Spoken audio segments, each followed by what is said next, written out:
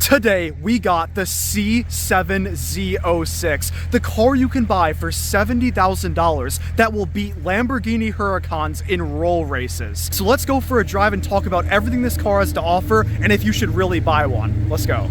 These cars offer one of the most rowdy acceleration experiences ever, and no BMWs, no Mercedes AMGs are going to offer the sound that this car produces.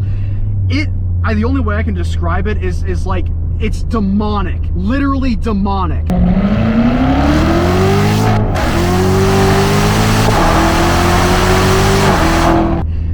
Even you do not have to hear this car from the outside. Hearing it from the inside and the sound that exhaust produces right behind you just lets you know everything you need to know about what people behind you are hearing, which means probably anyone in a 1 mile radius they're gonna hear you do an acceleration. And by the way, whenever you do a little slight pull, you look in every mirror, you look in every direction, like, is there a cop? Is there a cop? Because, well, by the way, just doing one pull in a single gear above first gear will guarantee jail time. So just FYI, obviously this car is re-geared for this video, so and it's produced in Mexico, and yeah, you get the point. So I mean, this car, it depends who you are. If you are somebody that has a big pair of balls, this car is one you should get. Because if you're somebody that's not gonna utilize all of the power that this car has to offer, I mean, I get why you'd still buy it, but I'm gonna pose the question of why even buy it. The C8 Corvette is much more smooth. It doesn't offer that rowdy experience, and it's not nearly as fast once you're already rolling. At a start, the C8 Corvette's definitely faster than this, going from a stop.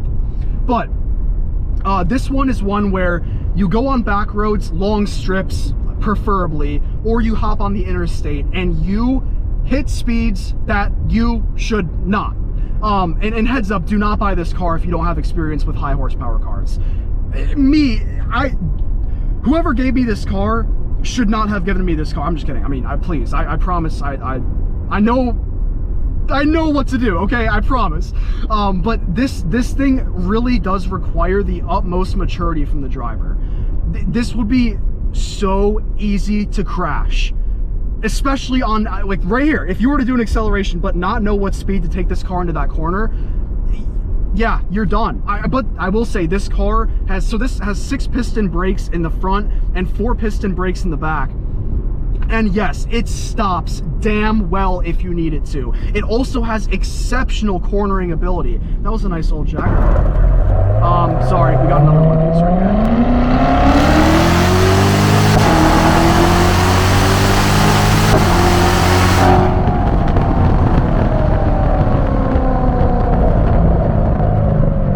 Oh my gosh, it will not get old. And if you take any passengers for a ride in this, I think that was a V6. If you take any passengers for a ride in this car, you'll probably make them freak out. This is like, that was probably my like 80th acceleration, and it still is like my first time ever doing it. Another Mustang. We got a lot of nice cars driving through here. That one was an EcoBoost. I have an EcoBoost. And so yeah, going from this car to my EcoBoost is gonna feel like going from a V6 Camaro to a 1999 Toyota Corolla. Even though it's still a Mustang EcoBoost, this thing will set a whole new expectation for what a sports car actually is. And, well, is that a good thing, a bad thing? It's a good thing if you can say this car is yours. If it's a bad thing if you have to end up returning it. And let's do a first gear pull. Listen to those pops.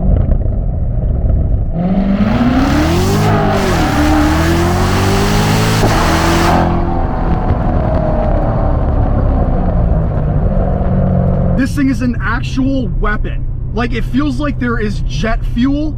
That's what you're supposed to fill this car up with, and then you just have a jet right behind you. Oh my gosh. The most unbelievable part of this entire thing is the fact that you can pick one up for $70,000. So to go back to the discussion of, is this car right for you? Well, where do your priorities lie? If your priorities lie in saying you have like the fastest car, you don't want people in the stupid comment section saying, oh, laptop Civic enters the equation. Like, no, unless you're, shut up.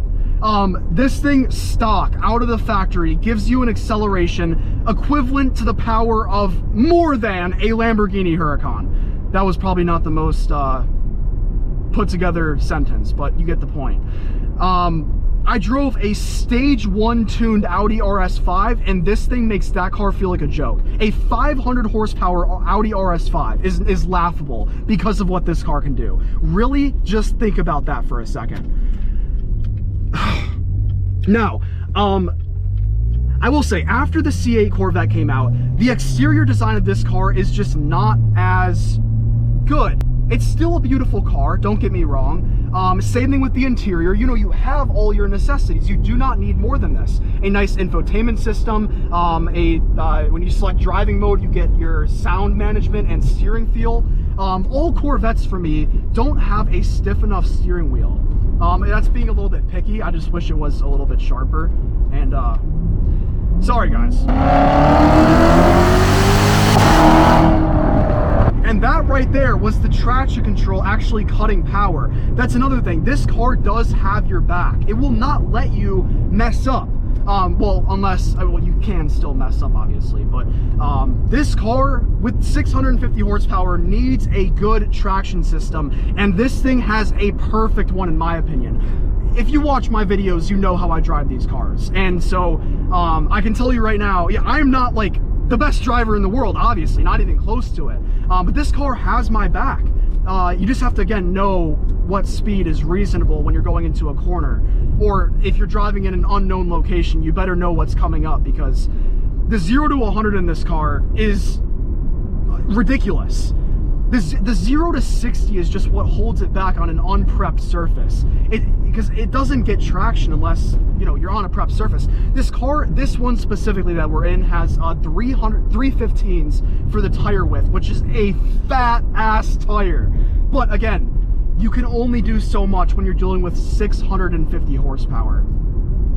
It's fine though. It's fine. When you do a pull in second gear, you may get a little bit squirrely, but keep on it, and once the traction hooks up, you're gone. You're absolutely gone. Example of this right here. You might see us get we'll start at 4,000. We might lose traction a little bit, but then it'll hook up and go. Ready? I messed that one up. Let's do that again. All right. Ready? We're at 4, go.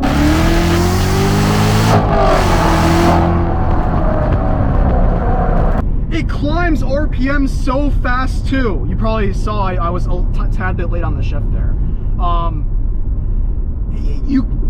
You cannot even like soak in everything that's happening at once. First of all, you're going 40, then you're going 120. You have the devil chasing you behind you with that sound. The RPM gauge is climbing up so fast. It all happens so quick. Again, given the fact that this is the fastest car I've ever driven, it is an experience unlike any other that I have ever been able to have. And every time we come to a stop, I mean, you cannot resist. Ready?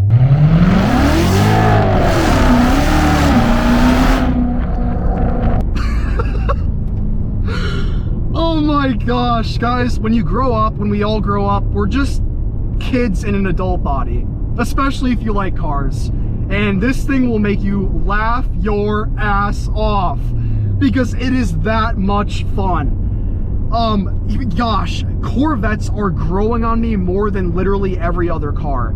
If I had $70,000 to just throw at a car and I had to spend it on any car at all, I think it's either going to be a C8 or a Z06. And so I'm a little bit far away from nice back roads, so I'm leaning more towards the C8. But if I'm ever here, this car over the C8 all day, every day.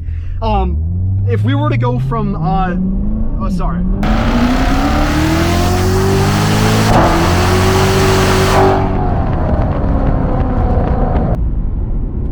If we were to go from this car to the C8, it would just Okay, the shifts would feel faster. It would feel a bit better in the corners. You would have more people looking at you because the C8 just attracts people like that. But the acceleration would feel lame. Like this thing blows that out of the water. And literally any other car. The 2024 Mustang GT, destroyed. The Audi RS5, destroyed. Mind you, again, GT really isn't on the same level because this one has a supercharger, of course. But the GT350, destroyed. This thing is just so good. And normally I prefer naturally aspirated engines over ones that have a turbo or a supercharger. But something about this supercharger, it does not ruin the noise that the car makes. It just makes it that much better.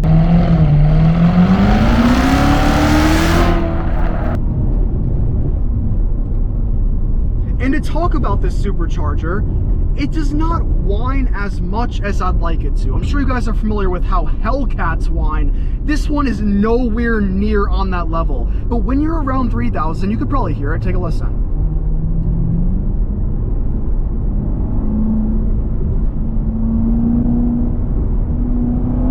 It may be very hard to hear through the GoPro, but you definitely hear it when you're in the car. It's just not that noticeable. So there are, of course, modifications you can do to increase the sound of the supercharger, which I would do if I bought this car, because something about a supercharger whine is just such a nice addition to a car that has one, of course. And the power is absurd. So real quick, to talk about a few other important things. Yeah, the C8 corners better. This car brakes extremely well, and even when you continue to run it, it holds its own really well. Of course, any car that doesn't have carbon ceramics, it gets to a point where, you know, you notice that the braking power gets to a decline when you keep on accelerating braking nonstop. But this one gives you what you need.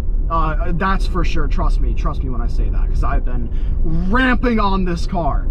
And then in the interior, you have your selectable drive modes. You can do weather, economy, tour, sport, track. Sport and track open up the active exhaust, open up those valves, and make this car come alive.